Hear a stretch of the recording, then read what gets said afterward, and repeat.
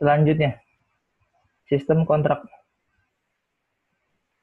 proposal proyek, yaitu suatu rancangan kegiatan atau kerja proyek yang tersusun secara terperinci dan sistematik. Selanjutnya, rekayasa atau desain yang dibuat oleh arsitek. Selanjutnya, tender atau kontrak, di mana semua peserta bersaing menurunkan harga agar terpilihnya peserta. Di tender atau kontrak tersebut terdapat surat perintah kerja dan surat perjanjian pemborongan. Kemudian, pelaksanaan atau konstruksi, yaitu sebuah sarana-prasarana pembangunan dan selanjutnya operasi. Selanjutnya, peralatan dan material. Peralatan. Yang pertama, tower crane. Tower crane ini berfungsi untuk mengangkut material dan bahan agar mempermudah proses pelaksanaan konstruksi.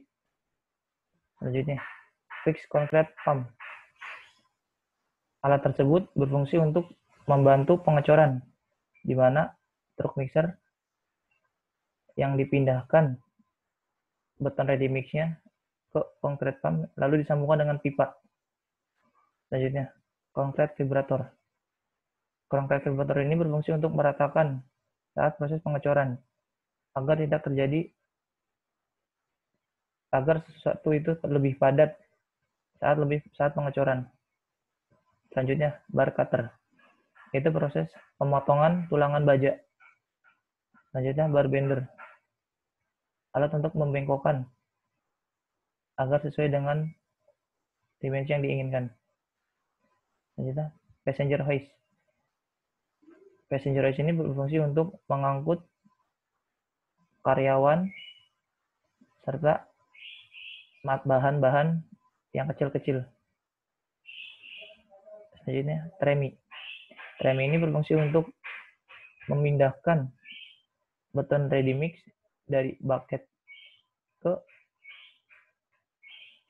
area yang dicor supaya tidak berantakan kemana-mana atau supaya tidak berceceran. Selanjutnya, pouring bucket, yaitu alat penampung beton ready mix dari truk mixer. Selanjutnya, truk mixer, yaitu penampung beton ready mix yang fungsinya untuk menahan atau menjaga selam agar sesuai yang diinginkan. Air compressor, yaitu alat penyemprot atau pembersih area saat ingin dicor. Theodolit, suatu alat untuk mengukur bidang vertikal atau horizontal pada suatu proyek. Waterpass, yaitu suatu alat hanya untuk mengukur bidang vertikal seperti kolom. Mesin trowel, mesin ini digunakan untuk finishing pada bagian lantai yang bisa digunakan di hall atau podium atau bisa disebut juga basement. Automatic laser level, alat ini sangat membantu dan sangat mempermudah proses pengecoran. Selanjutnya, sipatan yang berfungsi untuk menandakan ukuran yang diukur melalui theodolit atau waterpass. Backcasting, yaitu suatu penampung atau pecetakan untuk pecetakan balok, beton, maupun plat lantai, maupun kolom. Selanjutnya, mesin blower, itu untuk mengeluarkan udara dalam ke luar.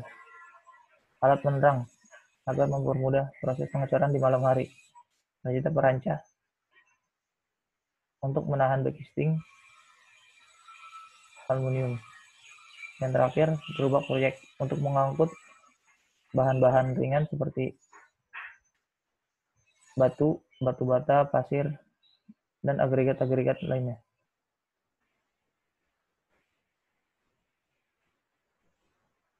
Selanjutnya, material. Pertama, beton ready mix. Beton ready mix ini terdiri dari agregat kasar, agregat halus, semen, dan air. Selanjutnya, tulangan baja. Tulangan baja ini berfungsi untuk menahan beton saat menerima beban. Agregat kasar, yaitu kerikil-kerikil. Selanjutnya, semen Portland, agregat halus, berupa pasir, plesteran. Setelah beton jadi, selanjutnya dilakukan plester. Lalu acian digunakan setelah plesteran.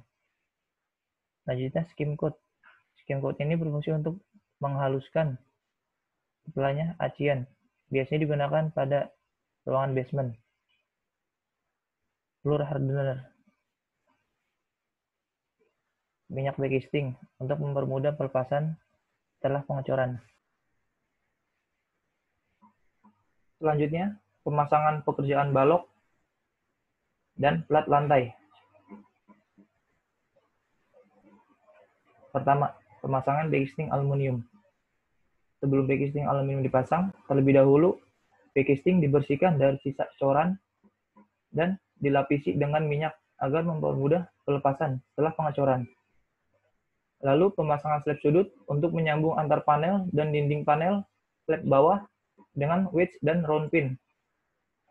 Kemudian pemasangan slab panel bawah untuk membentuk balok bawah. Kemudian pemasangan prop head dan tiang penyangga sebagai penahan slab bawah. Kemudian pemasangan panel aluminium beam untuk membentuk sisi sudut panel, dan kemudian dipasang kembali slab sudut untuk selanjutnya pekerjaan backcasting plat lantai. Pada pekerjaan backcasting plat lantai, yang pertama dilakukan adalah panel slab serta pemasangan prop head atau tiang penyangga. Kemudian dilanjut dengan end beam dan middle beam. Yang kedua, pekerjaan pembesian. Pekerjaan pembesian dilakukan di tempat fabrikasi dengan memotong dan pembengkokan untuk plat balok. Kemudian setelah dipotong dan dibengkokkan, tulangan baja tersebut diangkut menggunakan tower crane ke tempat pemasangan. Yang ketiga, pekerjaan pengecoran.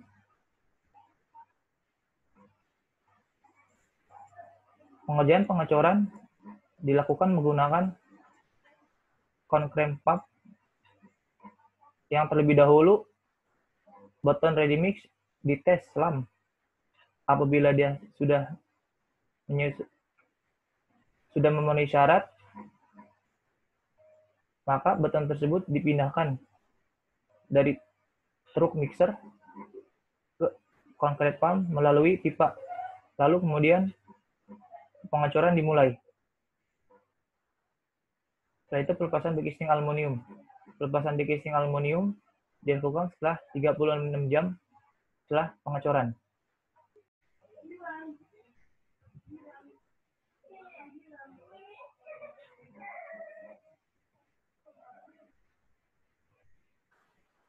Dan yang terakhir, kesimpulan dan saran. Kesimpulan yang pertama, dalam proses pekerjaan pada suatu proyek di lapangan sangat diperlukannya koordinasi antara pihak pemilik, konsultan, dan kontraktor agar tercapai sesuatu yang diinginkan. Lalu, selama pekerjaan pembangunan, maka mutlak diperlakukannya suatu pengawasan serta controlling baik itu peralatan dan bahan. Selanjutnya, pelaksanaan pekerjaan yang direncanakan sebelumnya harus kemudian diruangkan ke dalam rencana kerja harian.